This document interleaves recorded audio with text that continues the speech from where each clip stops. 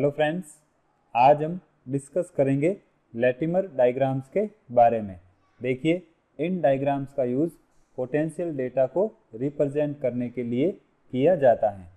अब Latimer diagram की बात करें तो इनको हम रिडक्शन पोटेंशियल डायग्राम भी कहते हैं। अब किसी भी एलिमेंट के लिए लैटिमर डायग्राम की बात करें तो उसमें उस एलिमेंट के कंपाउंड्स की एक सीरीज के लिए स्टैंडर्ड रिडक्शन पोटेंशियल की वैल्यू रिप्रेजेंट की जाती है और उस सीरीज में जो एलिमेंट हैं वो डिफरेंट ऑक्सीडेशन स्टेट में प्रेजेंट होता है।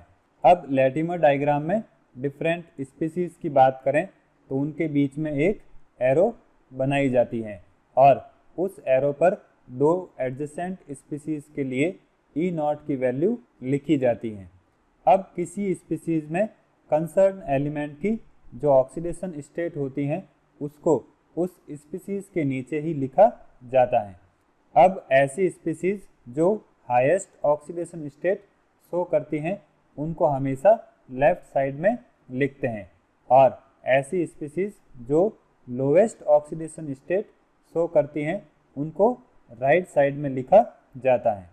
अब लैटिमर डायग्राम में अगर हम लेफ्ट टू राइट प्रोसीड करते हैं तो कंसर्न एलिमेंट की ऑक्सीडेशन स्टेट डिक्रीज होती है। अब लैटिमर डायग्राम की बात करें तो वो रिडक्शन हाफ रिएक्शंस के लिए नोटेशन को रिप्रेजेंट करता है, मींस इनमें होने वाले चेंजेस को रिप्रेजेंट करता है। अब लैटिमर डायग्राम में किसी भी स्पीसीज के एडजेसेंट पेयर की बात करें तो जो लेफ्ट हैंड स्पीसीज हैं वो राइट हैंड स्पीसीज में रिड्यूस होती हैं। जैसे अगर हम A+2 और A+1 की बात करें तो A+2 हो जाएगी लेफ्ट हैंड स्पीसीज और A+1 हो जाएगी राइट हैंड स्पीसीज। अब लेफ्ट हैंड स्पीसीज जो है वो राइट हैंड स्पीसीज में रिड्यूस होगी। अब लैटिमर डायग्राम को एग्जाम्पल से समझते हैं। पहले हम एसिडिक सॉल्यूशन में क्लोरीन के लिए लैटिमर डायग्राम को डिस्कस करेंगे। देखिए, एसिडिक सॉल्यूशन में क्लोरीन जो है वो 6 ऑक्सीडेशन स्टेट में प्रेजेंट होती हैं। अब दो स्पीसीज के बीच में हम एरो बनाएंगे और उस एरो के बीच में इन दोनों स्पीसीज के लिए ई नॉट की वैल्यू को रिप्रेजेंट करेंगे और कंसर्न एलिमेंट की ऑक्सीडेशन स्टेट को हम उसी स्पीसीज के नीचे लिख देंगे। जैसे इस स्पीसीज की बात करें तो इसमें क्लोरीन की ऑक्सीडेशन स्टेट यहाँ पर रिप्रेजेंट की हुई है। अब हाईएस्ट ऑक्सीडेशन स्टेट +7 है तो उसको हम लेफ्ट साइड लिखेंगे और लोवेस्ट ऑक्सीडेशन स्टेट -1 है तो उसको हम राइट साइड में लिखेंगे। जब हम left to right side proceed होते हैं तो कंसर्न एलिमेंट की ऑक्सीडेशन स्टेट डिक्रीज होती है। अब यहाँ पर जो लैटिमर डायग्राम है उसके लिए रिडक्शन हाफ रिएक्शन के लिए जो नोटेशंस या चेंज हैं उनको हम इस तरह से रिप्रेजेंट कर सकते हैं और इन सारी रिडक्शन हाफ रिएक्शंस के लिए ई नॉट की वैल्यू यहाँ पर गिवन है। अब बात करते हैं ऑक्सीजन के लिए लैटिमर डायग्राम की। तो देखिए, यहाँ पर ऑक्सीजन के लिए highest oxidation state left side में हो जाएगी और lowest oxidation state right side में हो जाएगी। अब इस लैटिमर डायग्राम के लिए रिडक्शन हाफ रिएक्शंस ये हो जाएगी और इनके लिए ई नॉट की वैल्यू ये हो जाएगी। तो इस तरह से हम किसी भी एलिमेंट के लिए लैटिमर डायग्राम बना सकते हैं जिसमें डिफरेंट स्पीसीज के लिए ई नॉट की वैल्यू गिवन होती है और उस कंसर्न एलिमेंट की ऑक्सीडेशन स्टेट भी गिवन होती है। अब किसी भी एलिमेंट के लिए अगर आपको रिडक्शन हाफ रिएक्शंस पता है तो आप उसके लिए लैटिमर डायग्राम इस तरह से बना सकते हैं। बस आपको एक चीज़ ध्यान में रखनी है, जब लैटिमर डायग्राम बनाते हैं तो हायर ऑक्सीडेशन स्टेट को हमेशा लेफ्ट साइड में रखा जाता है और लोअर ऑक्सीडेशन स्टेट को हमेशा राइट साइड में रखा जाता है। अब बात करते हैं लैटिमर डायग्राम की एप्लीकेशंस की। तो देखिए, पहली एप्लीकेशन हो जाएगी to predict the feasibility of disproportionation reaction. अब कोई भी डिसप्रपोर्शनेशन रिएक्शन फिजिबल होगी या नहीं होगी। फिजिबल का मीनिंग है वो रिएक्शन प्रोसीड होगी या नहीं होगी। अब डिस्प्रपोर्शनेशन रिएक्शन की बात करें तो इसमें किसी एक एलिमेंट का ऑक्सीडेशन और रिडक्शन साइमल्टेनियसली होता है।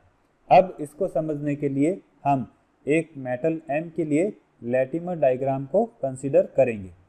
अब इस डायग्राम में जो मेटल हैं वो +2 से +1 और +1 से 0 की ऑक्सीडेशन स्टेट में कन्वर्ट हो रहा है।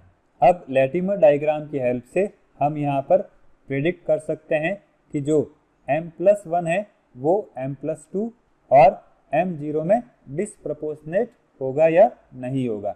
देखिए, अगर M+1 M+2 में कन्वर्ट होता है तो यहाँ पर इसका ऑक्सीडेशन होगा, और अगर M+M0 में कन्वर्ट होता है तो यहाँ पर इसका रिडक्शन होगा। अब M+ का ऑक्सीडेशन भी हो रहा है और रिडक्शन भी हो रहा है, तो इसको हम डिसप्रपोर्शनेशन कहेंगे। अब देखिए, अगर हम M+1 के लिए डिसप्रपोर्शनेशन रिएक्शन लिखें तो उसको हम इस तरह से रिप्रेजेंट कर सकते हैं। ये M+ हैं। अब M+ का ऑक्सीडेशन M+2 में हो रहा है और दूसरे M+ का रिडक्शन M0 में हो रहा है। मीन्स ये +1 से +2 और +1 से 0 में कन्वर्ट हो रहा है। अब ये रिएक्शन फिजिबल होगी या नहीं होगी, तो इसको प्रिडिक्ट करने के लिए ऊपर जो लैटिमर डायग्राम बनाया है उसके लिए हम हाफ रिएक्शंस लिखेंगे। देखिए, M+2 जब एक इलेक्ट्रॉन गेन करेगा तो वो M+ में कन्वर्ट हो जाएगा। अब इस रिएक्शन के लिए जो E0 की वैल्यू है वो हो जाएगी E01, ये हो जाएगी इक्वेशन 2। और M+ जब एक इलेक्ट्रॉन गेन करेगा तो वो M0 में कन्वर्ट हो जाएगा। इसके लिए E0 की वैल्यू हो जाएगी E02, ये हो जाएगी इक्वेशन 3। अब देखिए, इक्वेशन 1 जो है वो M1 के लिए डिसप्रपोर्शनेशन रिएक्शन है। अब इक्वेशन 1 को हम इक्वेशन 2 और इक्वेशन 3 की हेल्प से ऑब्टेन करेंगे। देखिए, अगर हम इक्वेशन 3 में से इक्वेशन 2 को सब्सट्रैक्ट करते हैं तो हमारे पास इक्वेशन 1 आ जाएगी। देखिए, ये हो जाएगी इक्वेशन 3 की लेफ्ट हैंड साइड और ये हो जाएगी इक्वेशन 2 की लेफ्ट हैंड साइड, और ये हो जाएगी इक्वेशन 3 की राइट हैंड साइड, और ये हो जाएगी इक्वेशन 2 की राइट हैंड साइड। अब देखिए, अगर हम ब्रैकेट ओपन करते हैं तो ये प्लस यहाँ पर माइनस में कन्वर्ट हो जाएगा। अब ये इलेक्ट्रॉन इससे कैंसिल हो जाएगा, और अगर हम M+2 को इधर शिफ्ट करते हैं तो ये तो आ जाएगा पॉजिटिव में, और इस M+ को अगर हम इधर शिफ्ट करते हैं तो ये भी हो जाएगा पॉजिटिव में।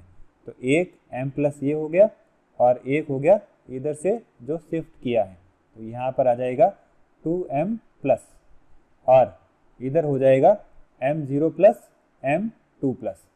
अब इसके लिए जो E0 की वैल्यू है वो हो जाएगी E02 माइनस E01, ये इक्वेशन 3 की E0 की वैल्यू, और ये हो जाएगी इक्वेशन 2 की E0 value.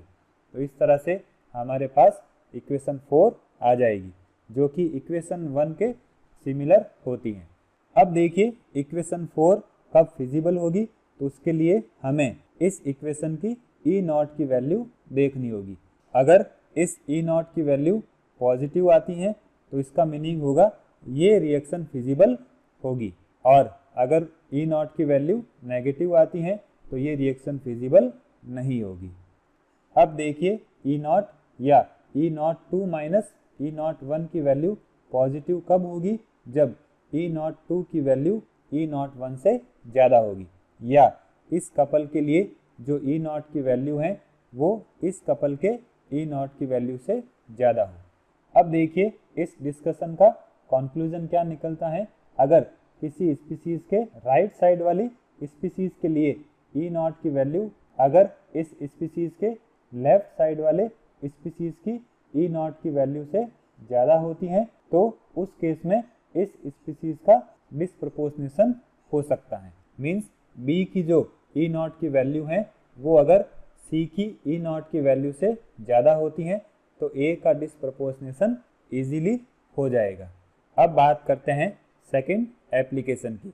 to calculate E naught value for any non-adjacent couple।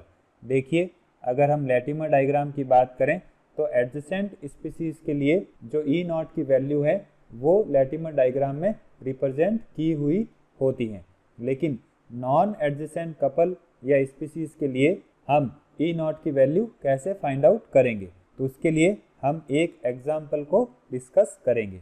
देखिए, यहाँ पर एक लैटिमर डायग्राम गिवन है। अब Fe+3 से +2 के लिए ई नॉट की वैल्यू गिवन है और Fe+2 से Fe0 के लिए ई नॉट की वैल्यू गिवन है। अब आपको यहाँ पर Fe+3 से Fe0 के लिए ई नॉट की वैल्यू फाइंड आउट करनी है, तो उसको हम कैसे कैलकुलेट करेंगे। तो देखिए, अभी जो डायग्राम है उसको हम इस तरह से रिप्रेजेंट कर सकते हैं। Fe+3 से Fe+2 के लिए डेल G नॉट 1 की वैल्यू ये हो जाएगी और Fe+2 से Fe0 के लिए डेल G नॉट 2 की वैल्यू ये हो जाएगी और Fe+3 से Fe0 के लिए डेल G नॉट की वैल्यू ये हो जाएगी। यहाँ पर देखिए, हमने लिखा है N1 प्लस N2, क्योंकि Fe+3 जब Fe0 में कन्वर्ट होता है तो इसमें दो स्टेप इन्वॉल्व होते हैं। पहले स्टेप में N1 इलेक्ट्रॉन इन्वॉल्व होते हैं और दूसरे स्टेप में N2 इलेक्ट्रॉन इन्वॉल्व होते हैं, इसलिए हमने यहाँ पर दोनों का सम किया है। अब डेल G जो है वो डिफरेंट हाफ रिएक्शंस के लिए स्टैंडर्ड फ्री एनर्जी चेंज को रिप्रेजेंट कर रहा है और N1 और N2 जो है वो डिफरेंट हाफ रिएक्शंस में इन्वॉल्व होने वाले इलेक्ट्रॉन्स को रिप्रेजेंट कर रहे हैं। अब डेल G नॉट की वैल्यू की बात करें तो ये डेल G नॉट 1 और डेल G नॉट 2 के सम के बराबर होती हैं। ये हो जाएगी डेल G नॉट की वैल्यू, ये हो जाएगी डेल G नॉट 1 की वैल्यू और ये हो जाएगी डेल G नॉट 2 की वैल्यू। अब यहाँ पर जब ब्रैकेट ओपन करेंगे तो यहाँ पर आ जाएगा माइनस साइन और इसमें से हम अगर माइनस F कॉमन लेते हैं तो ये वैल्यू इस तरह से आ जाएगी। अब यहाँ पर माइनस से माइनस और F से F कैंसिल हो जाएगा। अब हमें ई नॉट की वैल्यू फाइंड आउट करनी है, तो हम N1 प्लस N2 को इधर शिफ्ट कर देंगे, तो ये आ जाएगी हमारे पास ई नॉट की वैल्यू। अब इसमें हम N1, N2, ई नॉट 1 और ई नॉट 2 की वैल्यू पुट करते हैं और उसको जब सॉल्व करते हैं तो ये आ जाएगी हमारे पास फाइनल ई नॉट की वैल्यू और ये ई नॉट की वैल्यू Fe+3 से Fe0 में कन्वर्जन के लिए है।